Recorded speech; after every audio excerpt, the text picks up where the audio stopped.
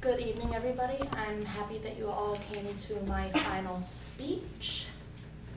Imagine being rushed to a hospital for a psychological evaluation due to a panic attack. The doctors decide that you are a danger to yourself and that you need to be isolated from your family in order to get help for something that you thought you had under control. I was alone in a cold facility with strangers for my binge eating disorder. I had gotten so upset with myself because the diet pills that I saw on Instagram didn't help me. I blamed myself for a failed diet fad that research continuously displays how ineffective they are. Fad diets have been presented to the public for many centuries. Fad diets are popular because they are advertised as a quick solution for weight loss.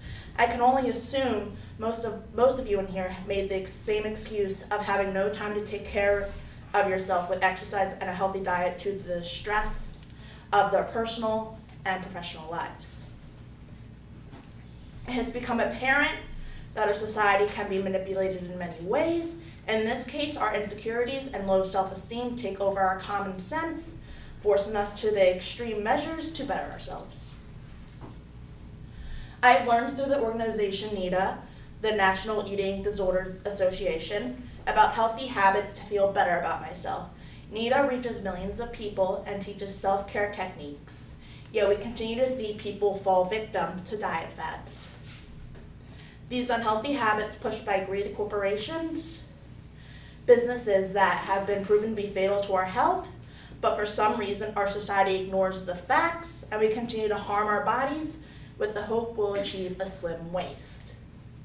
Fad diets don't have any health benefits and they only cause physical and emotional damage. Today, I'm going to compare a fad diet to a healthy diet in order to convince you the dangers of fad diets. To achieve this, I'm going to explain what a healthful diet consists of, basic information of nutritional science, and the proper way to change your life in a healthy way. Fad diets give false hopes of getting quick and dramatic weight loss in a healthy manner. Dramatic weight loss in a short period of time is very unhealthy and harmful to our bodies due to the fact that the instructions of fad diets don't include the qualities of a healthy diet. In my survey, I asked the class what a healthy diet consists of. My responses displayed opinions on specific foods we should eat and what we shouldn't eat. But that's not the answer I was looking for. I'm not sure if the question was confusing or if I should have rephrased it differently because I was looking for adjectives of a diet. According to the textbook, The Science of Nutrition, written by well-known nutritional experts Janice Thompson, Melinda Monroe, and Linda Vaughn, a healthful diet provides the proper combination of energy and nutrients and is adequate, moderate, balanced, and varied. An adequate diet provides all the proper nutrients and energy in order to cultivate one's health. A diet can become inadequate when one category such as moderation, balance, variation diminishes from your nutritional lifestyle.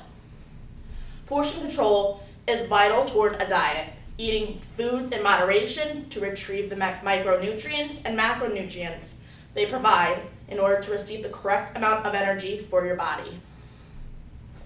They're either taking in more energy than they expend, or they expend more energy with insufficient energy intake. If a person eats too much or too little of certain foods, health goals cannot be reached. In order to maintain a moderate diet, balance can easily help achieve this goal. A balanced diet includes the combinations of foods that provide the proper proportions of nutrients. People can easily confuse balance for variety. The difference between the two is that balance focuses on the importance of proportion nutrients, while variety is the different types of food you eat every day. Variety prevents you from becoming bored with your diet. With thousands of healthful foods to choose from, trying new foods on a regular basis is a fun, easy way to vary your diet. Now that I have explained to you what a healthy diet is supposed to consist of, let me explain how fad diets break all of these rules. Fad diets exclude all the proper steps of a healthful diet. They have been in our society since the 11th century, making it very easy to notice one because they all follow the same format.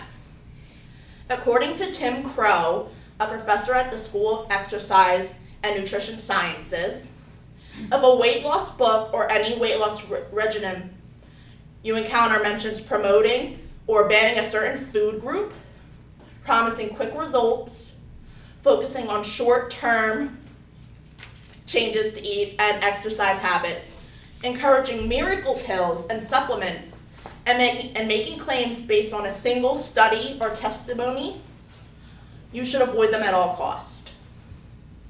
According to a book review on Calories and Corsets, A History of Dieting Over 2,000 Years, the author Sarah Coe shares that the first weight loss book published was The Banting System, and it promoted a protein-rich and low-carbohydrate diet. It had a huge following, and a lot of people started to believe that removing all carbohydrates from their meals was better for their health, and it was the solution to quick weight loss. Fad diets can alter people's perceptions of food. Most weight loss programs cut out a vital part of the food pyramid, carbohydrates and fats. So-called experts say that cutting one of these macronutrients out of your diet will cause weight loss, but the weight loss isn't long-term results that people expect. This weight loss quickly returns once you start to eat your normal, regular diet. In 2005, Dr. Tim Crow conducted a clinical trial on 4 popular fad diets to prove how inaccurate diet programs really are. A total of 160 middle-aged obese people took part in the study, with 40 randomly allocated to each of the 4 diets. Each person was given diet-specific advice at 4 small sessions over 2 months. The next 10 months, they were advised to follow the diet to their own self-determined level of interest to stimulate what would happen in the real world. More than half the subjects dropped out of the experiment, and the results showed that the average weight loss of the remaining subjects was only about 4 pounds. By cutting out key foods, fad diets have been known to cause the following problems: dehydration, weakness and fatigue, nausea, headaches, constipation, inadequate vitamin and mineral intake. If the experimental study isn't enough to convince you that fad diets are ineffective, let me explain to you some basic nutritional science. Lipids, carbohydrates, and proteins are macronutrients, and they each have a vital role to nourish our bodies. First, we have lipids, also known as dietary fat. It is our primary source of energy, and according to my survey, no one selected lipids to be the primary source of energy. Most of you selected carbohydrates, and I understand the confusion why you would all think that. However, fat has more than twice the energy per gram as carbohydrates or proteins.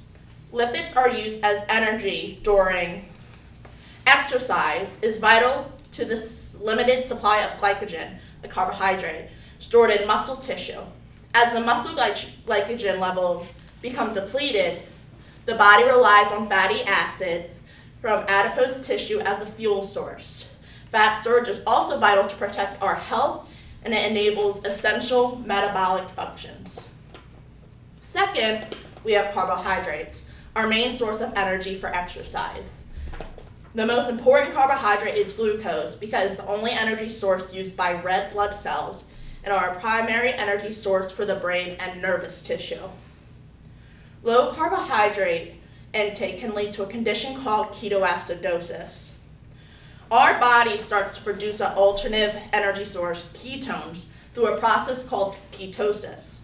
It can be very dangerous to go an extended period of time with low carbohydrate intake, because the increased production of ketones leads to high acidic levels in the blood.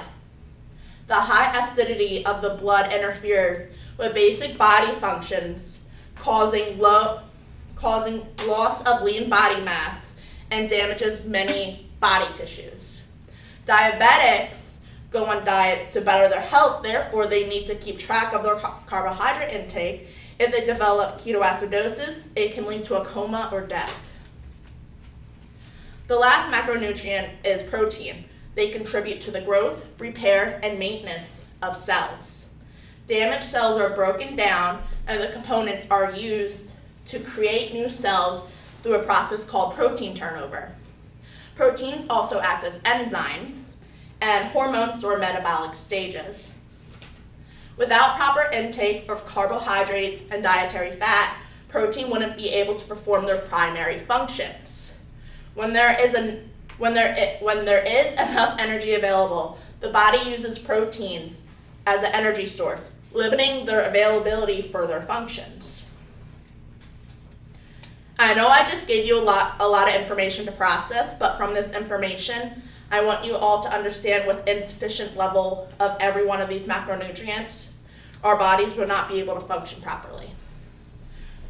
Now that you understand the importance of sticking to a healthy diet, I want to talk about habits to help you achieve a healthy lifestyle if you are currently having a hard time going from a bad diet to a healthy diet. We need to educate ourselves on proper nutrition and to incorporate into our lifestyle. According to my survey, 57% of you know someone who yo-yo diets. Yo-yo dieting is when you change your nutritional and active lifestyle in a dramatic way. Constant change between a healthy lifestyle and an unhealthy lifestyle causes increased risk of diabetes, chronic illness, and cancer. I myself have fallen into the cycle of yo-yo dieting. Luckily, I've learned 3 techniques to achieve a healthy lifestyle. The first strategy involves gradual changes in energy intake. Gradual changes of your nutritional lifestyle is the best way to ensure the changes to become long-term. When you dramatically change all your eating habits at once, it's a huge shock to your body. A study conducted by Dr. Zarillo with the Scripps Research Institute, they discovered that immediate dramatic diet change causes your brain to become stressed, resulting in overeating, anxiety, and withdrawal-like symptoms associated with drug addiction. When many people diet, they try to avoid fattening foods that taste good, but ultimately end up going back to their regular eating habits. The second strategy for a healthy lifestyle is incorporation of regular and appropriate physical activity. Many studies have concluded that physical activity reduces our risk for chronic diseases, yet Americans are inactive. The Centers for Disease Control and Prevention report that 50% of adults in the United States do not do enough physical activity to meet national health recommendations. In my survey, our average was 69% of you exercise daily, so you guys are doing a lot better than our nation. 2.5 hours of moderate intensity aerobic activity and strength training twice a week is the appropriate amount of physical activity one should complete in a week. We are failing to encourage adolescents to engage in an active lifestyle because a study shows that among high school students, only 18.5% of girls and 38.3% of boys are meeting their recommended 60 minutes per day on 5 or more days per week. The last strategy we can use to maintain our health goals is the application of behavior modification techniques. We need to change the way we view exercising and dieting before the statistics decrease even more. Intrinsic motivation outweighs extrinsic motivation when it comes to physical fitness. A person who enjoys working out tends to have an easier time staying motivated to stay physically active on a regular basis than a person who is only working out to improve their appearance. Exercise should be an activity you look forward to. Cognitive therapy is another effective technique used in psychology to change the way one perceives situations. For example, when someone is on a diet and is wanting a cheeseburger, the first thought that comes to their mind is, I shouldn't eat this. Cognitive therapy helps someone stop and analyze their decision. They conclude, I choose to eat this cheeseburger. It's a more positive way to think about the foods that you are putting into your body. In conclusion, with societal influence and pressure to look a certain way, it's understandable why people put so much pressure on losing weight. There isn't anything wrong with wanting to change your nutritional lifestyle or to maintain, I don't know what I just said, sorry, but the techniques displayed to us through advertisements on social media are not healthy for us. There isn't one solution for weight loss because everyone has different body chemistries. Fad diets provide broken promises and push people to the extremes. Many others and myself have gone to the extremes. A study was conducted by Jennifer Odia and Persuasive-Amber-M on high school students' perspectives on weight control, eating disorders, and body image. Behaviors include excessive exercising, 29%, starvation, 19%, laxatives, 19%, inducing vomiting, 10%, slimming tablets, 18%, etc. I wish I knew the physical and emotional damage I put on my body when I took weight loss pills. I hope my speech has convinced you how dangerous fad diets can be on our mental health and physical health, and that you can use this information to help anyone who needs it. Thank you.